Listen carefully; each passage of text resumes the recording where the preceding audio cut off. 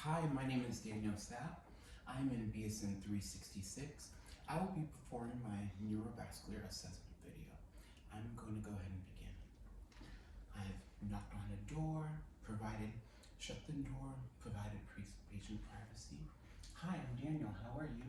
Good, how are you? I'm good, thank you. I'm going to be your RN today. Hand hygiene as always. How's your afternoon been coming along? Not too bad. Not too bad? Okay. So, could I please have you confirm first and last name and date of birth? Matt Heinzen, 32790. Thank you so much, Matt Heinzen, 32790. I have a birth date of March 27th in 1990. First name is Matt Heinzen's last name. Thank you so much. Could I please have you confirm the date? Today is March 2nd. The location? Roseville, California. And we are president. And Joe Biden. And who are you? Matt Heinzen. So we are orientation time is 4. So patient has orientation time is 4. We're going to go ahead and proceed with the next assessment we got going on. I'm going to ask my patient to close his eyes in just a moment. What we're going to go ahead and do is distinguish between a painful and a dull stimulus. The painful stimulus is going to be one side of a folded paper clip. The dull stimulus is going to be the dull side of the cotton swab. Mr. Heinzen, could I please have you close your eyes? And while testing your forearms, we will be eliciting a response. Sharp. Dull. Sharp. Dull. Thank you. You can go ahead and relax and open your eyes. These findings were as expected. Patient was successfully able to distinguish between sharp and dull pain. If there were any deficits, that would warrant further assessment and documentation. Next, we are going to have my patient again. He's going to be closing his eyes.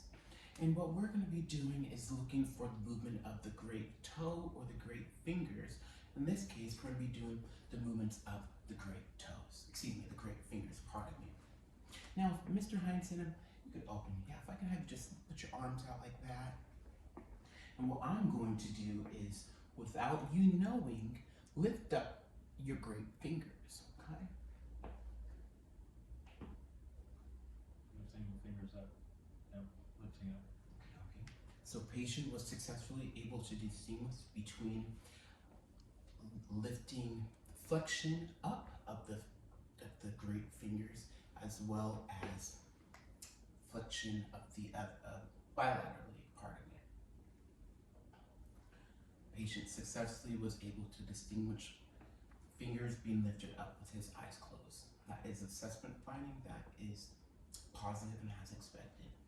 Next, I'm going to have my patient close his eyes. I am going to distinguish between familiar objects. I'm going to be presenting a coin that is unknown to the patient, however, is known to us.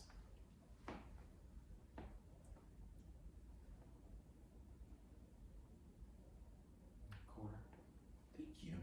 Patient was successfully able to distinguish between a quarter bilaterally. That was a finding that was positive, that was expected, and we would document this and continue on with our further assessment. Next, I will be using my paper clip, and we're going to be doing the 2-point assessment. By using my patient's forearm, I will be using the points, 2 points, 2 points, 2 points, until that 1 point when the patient can no longer distinguish between those 2 points, okay? Now, again, the patient's going to be closed with eyes closed. And Mr. Heinzen, I'm going to ask you to repeat a 2 when you can feel the 2 points. When you can only feel the 1 point, you would then say 1, okay? Thank you so much, Mr. Heinzen. 2. 2. 2. 1. 2.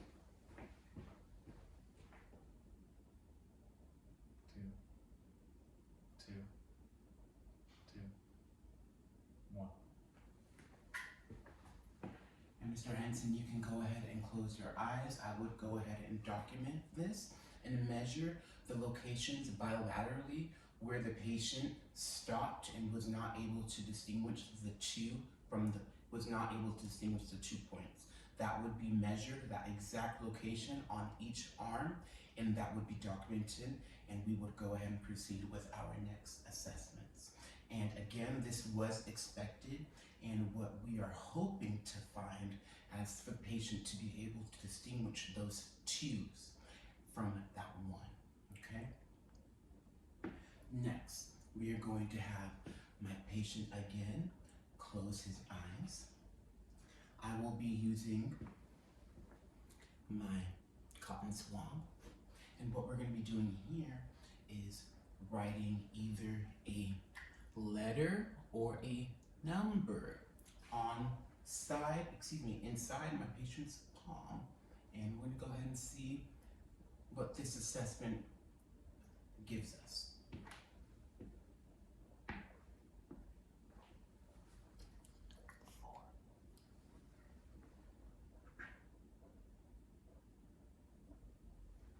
Four.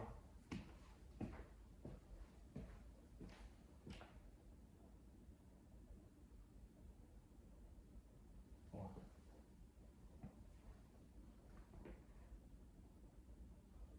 One. One. You can go ahead and open your eyes. Thank you so much, Mr. Heinzen. That was expected finding. The patient was successfully able to distinguish between the numbers that were written on the palms of his hands. Bilaterally, the patient was able to successfully repeat the written number, which was 4, and a number 1 bilaterally. Thank you for identifying those numbers, Mr. Heinzen. Next, again, we're going to be doing your eyes closed. Okay. And what I'm going to be doing is touching different parts of your body. This is going to help us to determine if there are any type of neurological deficits, okay? May I please thank you for closing your eyes. Abdomen. Thigh. Leg. Knee.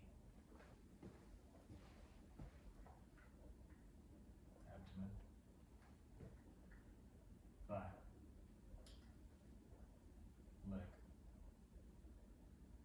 Knee.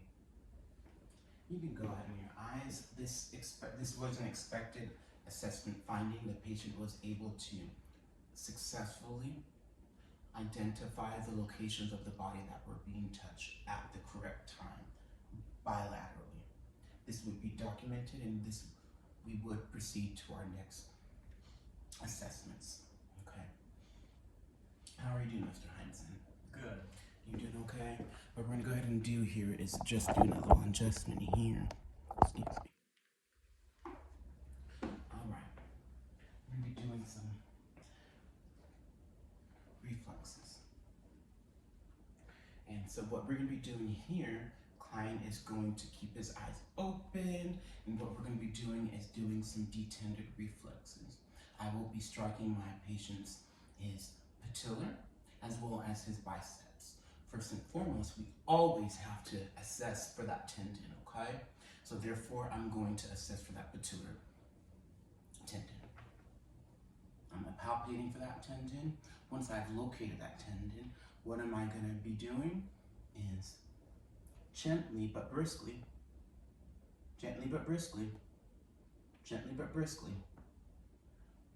patient so far on his left side was able to, we had an expected findings. Patient, we elicited response with this reflex hammer. What was response? Extension, flexion of the leg. Flexion. I'm palpating, I'm assessing for that patellar tendon.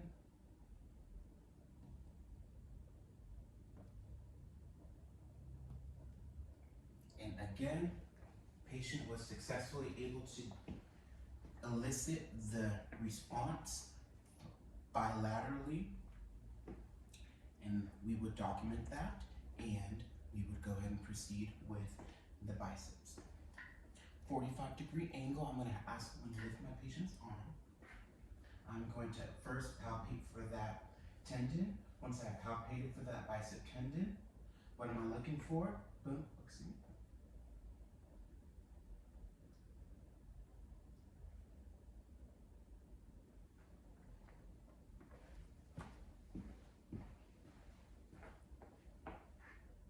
Palpation.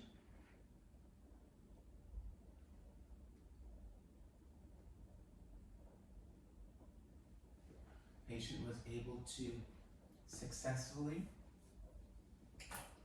have flexion of his elbow. Again, flexion of the elbows, extension of the leg. Flexion of the elbows, extension of the leg. Next, we are going to be assessing my patient for any types of deficits regarding in his plantar area. I'm going to ask my patient to remove his sandals.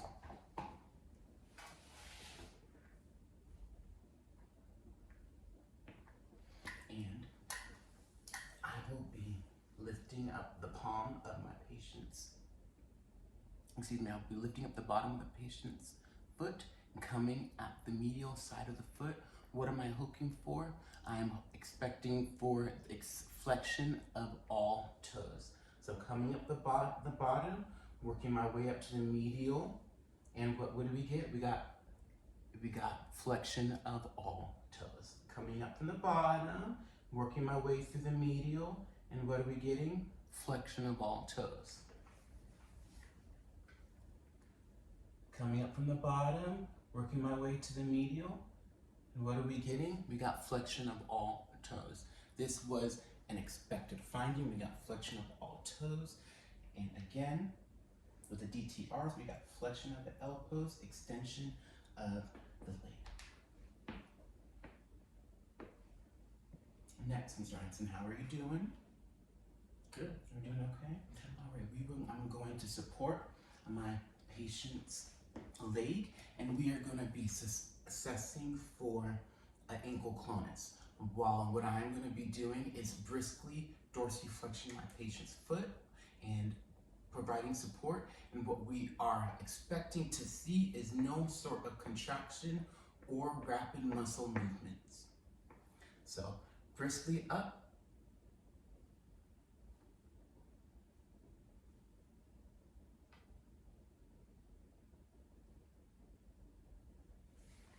there has been no contraction nor rapid movements. So I'm going to go ahead and briskly dorsiflex while providing support. And again, bilaterally, we did not experience any additional muscle movements or contractions of the muscles. Next, Mr. Heinsohn, will be going, if you can copy my fingers, we're going to be doing both hands. I'm going to be using my thumb to my fingers. Thumb to index, thumb to middle, thumb to ring, thumb to pinky, both sides. Perfect. Next, we're going to go ahead and do finger assessment. Index finger to index finger. One. Next, Mr. Heinsohn, can I please have you do heel to shin? We're going to be rubbing our heels in a downwards position. There we go. Thank you so much, Mr. Heinsohn. And what we were hoping to see was the patient is able to accuracy have movement of both his upper extremities and his lower extremities. Thank you so much, Mr. Heinsohn. Next, we are going to be assessing my patient's balance and proprioception. This one's a very crucial test. What I'm going to need you to do, Mr. Heinsohn, is smoothly, if I can have you rise to your feet. This test here is going to be used to test the balance. Now, Mr. Heinsohn, as you have risen to your feet, what I'm going to ask you to do is have you put your feet together. And then I'm just going to ask you to have your arms off to the side, casual. Okay? While your eyes are open, go ahead and close them.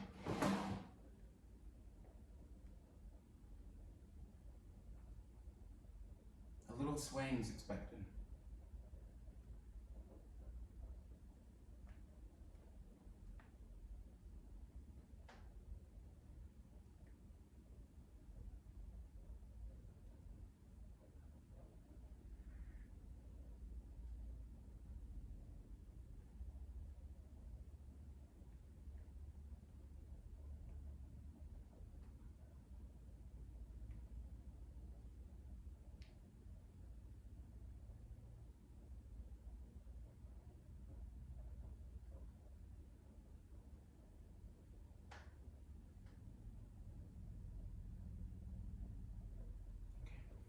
Go ahead and open your eyes. Go ahead and have a seat.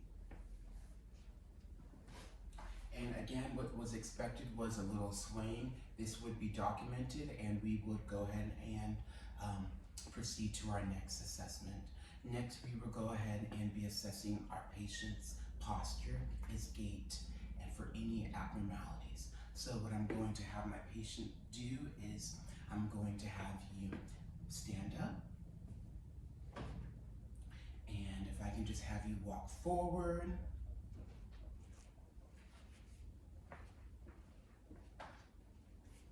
And if I can have you walk towards front again.